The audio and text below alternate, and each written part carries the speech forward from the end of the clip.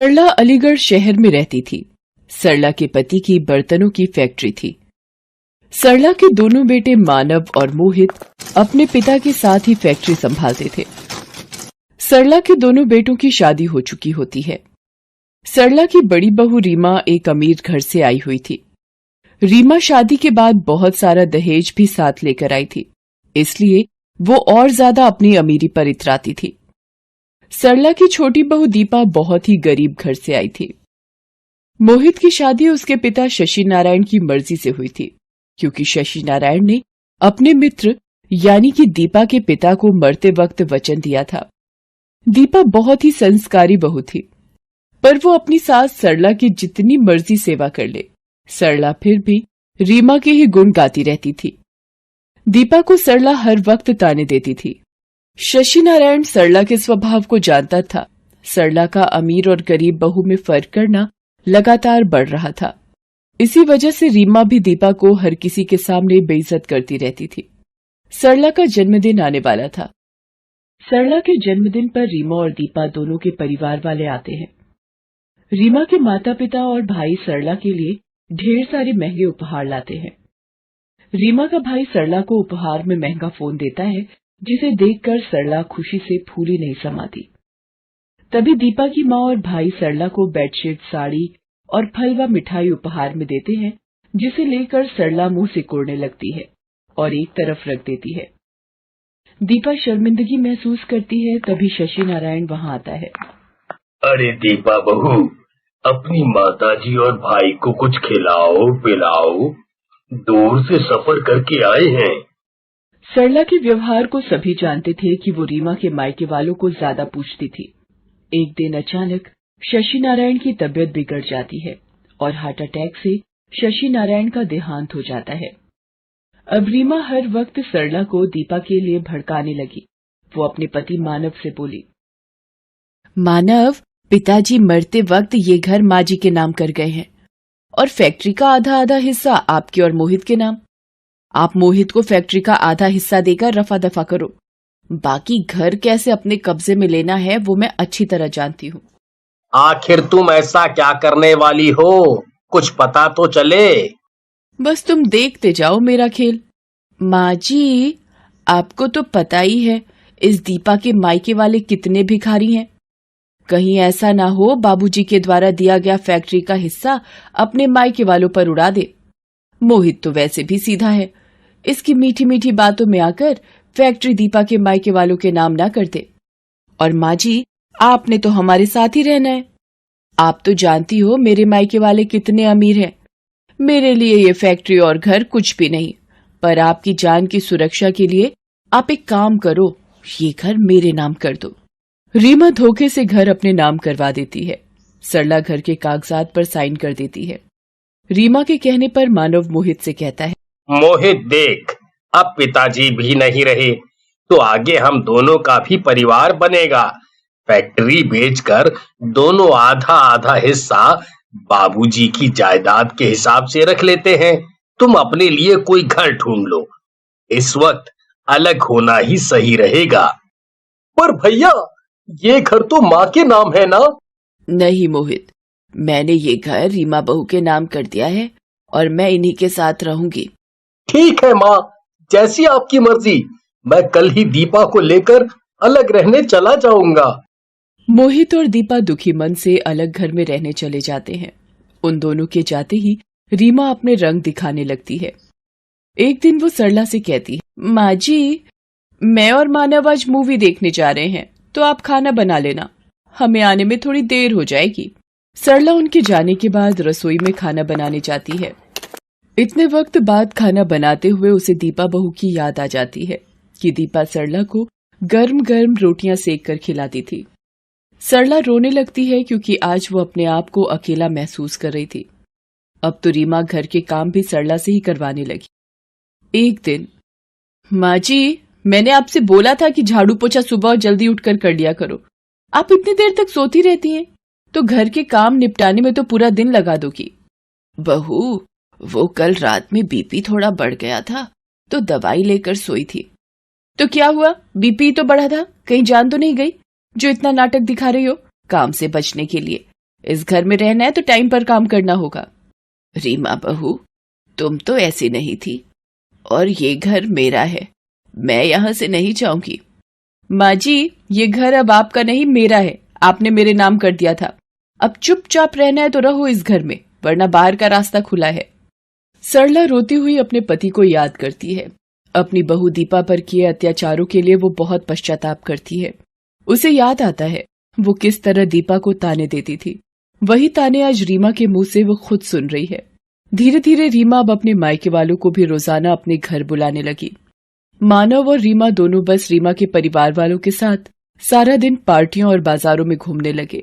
कभी पिकनिक पर शहर से बाहर चले जाते। सरला बिल्कुल अकेली रह जाती। एक दिन रीमा का भाई घर आता है। मानव से कहता है, अरे जीजू, ये छोटी मोटी दुकान खोलने में कुछ नहीं कमा पाओगे, कोई नया हाथ मारो। मेरी मानो तो शेयर मार्केट में पैसा लगाओ, बहुत कमाई है। और उसके लिए आपको ये घर गिरवी रखना पड़ेगा। कुछ टाइम किराए के घर में गुजारा कर लेना, फिर कुछ समय बाद जब पैसे आ जाएंगे तो इसे बेचकर एक बड़ी कोठी खरीद लेना। क्यों दीदी, मैं सही बोल रहा हूँ ना? अरे मेरा भाई कभी गलत बोल ही नहीं सकता। सुनो जी, तरुण भैया का ये आइडिया मुझे तो बहुत पसंद आ रहा है। हम ये घर गिरवी रखकर शेयर खरीद लेते हैं। तुम लोग मेरे होते हुए ये घर गिरवी नहीं रख सकते। ये घर तुम्हारे पिताजी की आखिरी निशानी है। उनकी यादें आज भी इस घर में जिंदा हैं। माँ, रीमा और तरुण अगर बोल रहे हैं तो घर बेचने में नुकसान कैसा? हम पैसे कमाकर एक बड़ी नई कोठी ले लेंगे। वैसे भी ये घर अब पुराना हो चुका है। माँ जी, आपको अगर यहाँ नहीं रहना तो आप यहाँ से जा सकती हैं। सरला परेशान होकर घर से निकल जाती है। उसे कुछ समझ नहीं आ रहा होता कि क्या करे। वो रास्ते में एक ठोकर खाकर गिरने लगती है। तभी कोई उसका हाथ पकड़ लेता है। सरला मुंह उठाकर देखती है। मोहित, मेरा बच्चा, तू कहाँ था मेरे बेटे? मुझे अपने साथ ले चल। रो मत माँ, चलो घर चलो, घर चलकर सारी बात करते हैं। सरला मोहित के साथ घर पहुंचती है। दीपा उसे देखकर खुशी से फूले नहीं समाती। वो सरला के पैर छूती है और गले लग जाती है। माँ जी, आप इतने दिनों बाद, आज आपको कितने दिनों बाद देख रही हूँ। आपको देखने के लिए तो मेरी आंखें तरस गई। माँ जी आओ बैठो, मैं आपके लिए गरम गरम चाय बनाकर लाती हूँ। मोहित, जाओ ना, बाजार से गरम गरम समोसे ले आओ। माँ जी को चाय के साथ समोसे बहुत अच्छे लगते हैं। माँ जी, मैं थोड़ा सा पोहा भी बना लेती हूँ। आपको पोहा बहुत पसंद है ना? बस कर बहू, इतना प्यार मत दे, मैं इस प्यार के काबिल नहीं हूँ। मोहित के बार बार जिद करने पर सरला सारी बात बताती है। मोहित और दीपा भी माँ की सारी बात सुनकर बहुत दुखी होते हैं। मोहित सरला से कहता है, माँ, अब आपको वहां जाने की कोई जरूरत नहीं है। अब आप हमारे पास ही रहोगी। हाँ माँ जी, ये ठीक कह रहे हैं, अब से आप हमारे पास ही रहो। मोहित मानव को फोन करके बता देता है कि माँ अब उनके साथ ही रहेंगी। मानव रीमा कुछ नहीं बोलते। रीमा को ये लगता है कि चलो अच्छा है, बला टली। दीपा सरला की बहुत सेवा करती है, उसका बहुत ध्यान रखती है। ये देखकर सरला की आंखों में खुशी के आंसू आ जाते हैं। उधर मानव को रीमा का भाई बताता है कि मानव ने घर को गिरवी रखकर जो शेयर खरीदे थे वो सारे शेयर डूब चुके हैं। ये सुनकर मानव सिर पकड़कर बैठ जाता है। रीमा भी ये सुनकर सदमे में आ जाती है। शेयर खरीदने के चक्कर में मानव ने अपना घर और दुकान भी गिरवी रख दिए थे। मानव का सब कुछ तबाह हो गया था। मानव की ये हालत देखकर रीमा के भाई और मायके वालों ने भी अपना पल्ला झाड़ लिया था। वो भी अब रीमा से बात करने से कतराते थे। रीमा जिस मायके की अमीरी का घमंड करती थी, आज वो चूर चूर हो चुका था।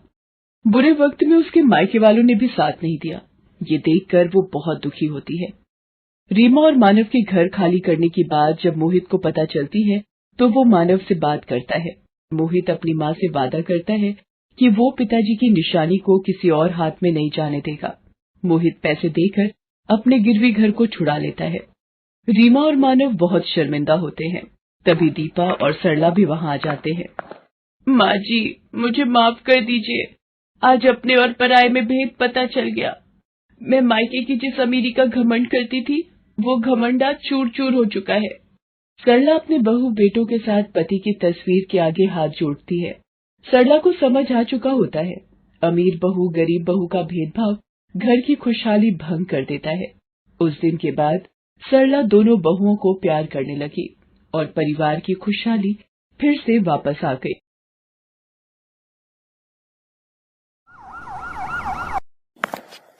रोशनलाल के बचपन के मित्र को हार्ट अटैक आ जाता है। रोशनलाल हॉस्पिटल पहुंचता है। अरे राम नारायण, देखना तू जल्दी ही ठीक हो जाएगा, चिंता मत कर। अभी शतरंज की बाजी में तुझे हराना बाकी है।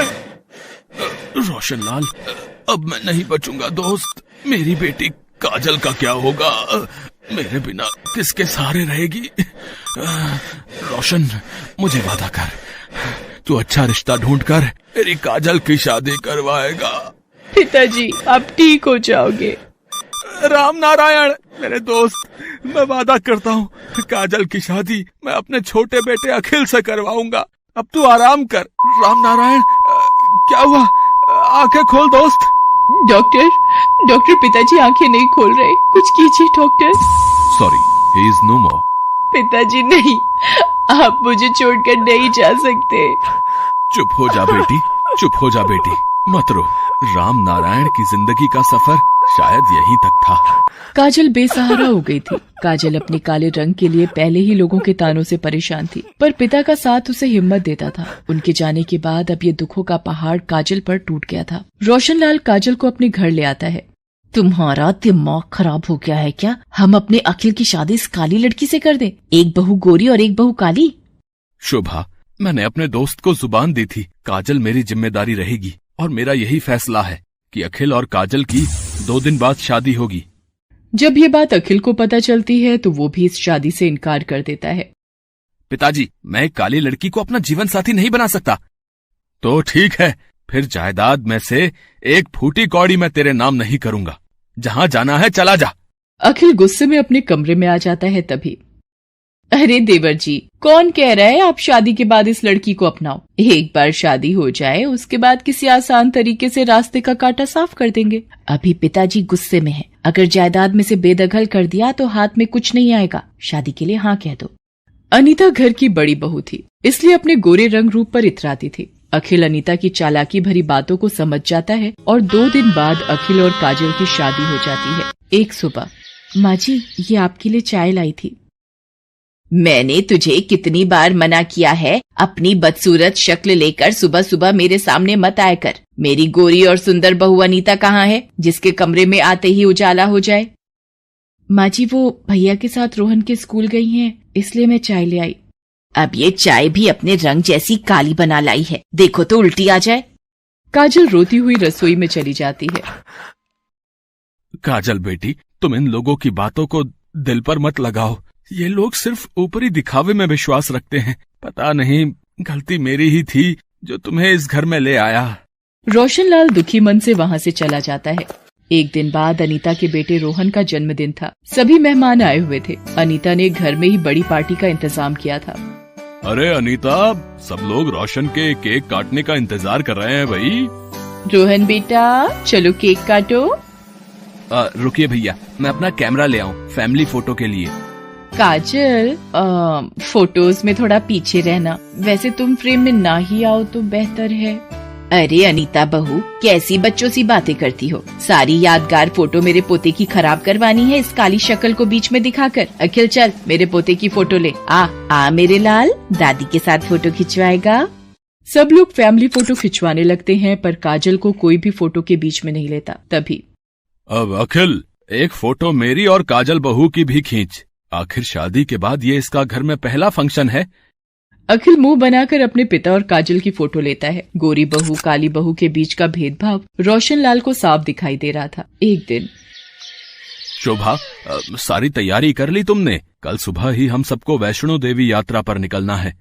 मैंने और अनीता ने कर ली है सारी तैयारी, पर अपने आप को हूर की परी समझने वाली काजल बहू से पूछ लो। उधर अनीता और अखिल काजल से छुटकारा पाने की अपनी ही तरकीब लगा रहे थे। भाभी, उस काली सूरत के साथ रहना एक एक दिन मुझे भारी पड़ रहा है, और पिताजी ने ये वैष्णो देवी जाने का प्रोग्राम और बना लिया। अरे देवर जी, मैंने सब सोच लिया है। यात्रा के दौरान दुर्घटना हुई, एक महिला का पैर फिसला और वो खाई में गिर गई। लाश का कुछ अता पता नहीं। ऐसी कितनी खबरें रोजाना सुनने और देखने को मिलती हैं। तो समझ गए ना हमें क्या करना है। पर ये सब आप करोगी कैसे? बस देखते जाओ देवर जी, आप मेरे इशारों को समझते रहना और काम हो भी जाएगा और किसी को पता भी नहीं चलेगा। अनीता और अखिल काजल को मारने का प्लान बना चुके थे। अगले दिन सब वैष्णो देवी की यात्रा के लिए निकलते हैं। सब मिलकर वैष्णो देवी की यात्रा शुरू करते हैं। अरे काजल बहू, तुमने पैरों में चप्पल नहीं पहनी? पिताजी, मैं नंगे पांव ही माता रानी के वैष्णो धाम की यात्रा करूंगी। बाकी सब लोग मुंह बनाकर आगे बढ़ जाते हैं। चढ़ाई पर चलते चलते रोशनलाल और शोभा पालकी में बैठ जाते हैं। सुधीर और अखिल तेज चलते हुए आगे बढ़ रहे थे। सुधीर, आप और देवर जी आगे चलते रहिए। मैं थोड़ा थक गई हूँ, आराम आराम से आऊंगी। काजल, मेरे साथ साथ ही चलना। ठीक है भाभी, मैं आपके साथ ही चलूंगी। मैं भी पापा और चाचू के साथ आगे चलूंगा। पापा रुको, मैं भी आ रहा हूँ। रोहन रुको, पापा आगे चले गए हैं। अरे भागो मत बेटा, गिर जाओगे। भाभी, मैं रोहन को बुलाती हूँ। इतनी देर में भागते हुए रोहन का जूता फिसल जाता है और वो खाई की तरफ गिरने लगता है। रोहन, मेरा बच्चा। काजल रोहन का हाथ पकड़ लेती है और उसे ऊपर खींचने लगती है। काजल, मेरे बच्चे को बचा लो, मेरा बेटा। घबराओ मत रोहन, मेरा हाथ पकड़े रहना बेटा। काजल रोहन को ऊपर खींच लेती है। रोहन घबराया हुआ काजल से लिपट जाता है। इतनी देर में अनीता की आवाज सुनकर सुधीर और अखिल भी आ जाते हैं। मेरा बच्चा, मेरा रोहन। रोहन, तुम ठीक हो ना बेटा? सुधीर, आज काजल न होती तो पता नहीं मैं अपने बेटे को खो देती। काजल, तुमने आज मेरे रोहन को खाई में गिरने से बचा लिया। हम सब ने तुम्हें हमेशा नीचा दिखाया, पर तुम बहुत अच्छी हो काजल, मुझे माफ कर दो। भाभी, रोना बंद करो, आप मेरी बड़ी बहन जैसे हो, फिर आपकी किसी बात का भला मैं बुरा क्यों मानने लगी। ये सब देखकर अनिल का भी सिर शर्म से झुक जाता है। अखिल और अनीता जानते थे कि वो क्या पाप करने की सोच लेकर ऐसे पवित्र स्थान पर आए थे। सब मिलकर भवन पर पहुंचते हैं। शोभा और रोशनलाल को सारी बात पता चलती है। काजल, मुझे भी माफ कर दे बहू। आज माँ के दरबार के सामने मैं तेरे से अपने बुरे व्यवहार की माफी मांगती हूँ। अखिल काजल के साथ मिलकर माँ के दर्शन करता है। काजल की आंखों में खुशी के आंसू थे। आज माँ की कृपा से उसे अपना परिवार मिल गया था और गोरी काली बहू का भेद दिलों से मिट गया था।